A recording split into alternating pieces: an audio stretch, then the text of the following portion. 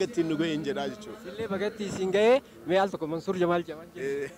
Mansuur Jamaal injedhama inshallah kana booda afaan Oromootiin TikTok irratti waa guddaan hojjedha na eega. Maashaallah galatoo Mansuur. الله أكبر الله أكبر من كل الخبيثة المظفر الله أكبر الله أكبر صلى وسلم عليه الله أكبر الله أكبر على علم ما خفي أو ظهر الله أكبر الله أكبر أعلن أعضاءك السمع البصر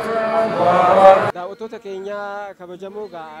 namoota garaagaraa isiniif dhiyeessaatii ture ammallee hanga salaanni ga'uuf namoota tokko isin biraan ga'a jechuudha warra sirna iidaa asii gaggeessuuf asitti argaman keessa obboleessa keenya maqaan keenya isin jaanii Wazir Ibrahim bagatti guyyaarra iidi maal fakkaata iidi irraan tanaa bareedduudha hedduu gammannee nama hedduudha wajjin salaatuudha deemna akkasitti hedduu natti tola alhamdulillah ayyee guyyaarraa carraa siifin kennaa TV amiltanirraan bagattiin isin ga'e nama jechuu feetu nama sadii si ayyameeti namni an jechuun barbaadu Tireezaa Baashaa nama Kanaadaa jiru sorry Ameerikaa nama jiru akkasuma Saamiyaa nama jaamullee jechuudha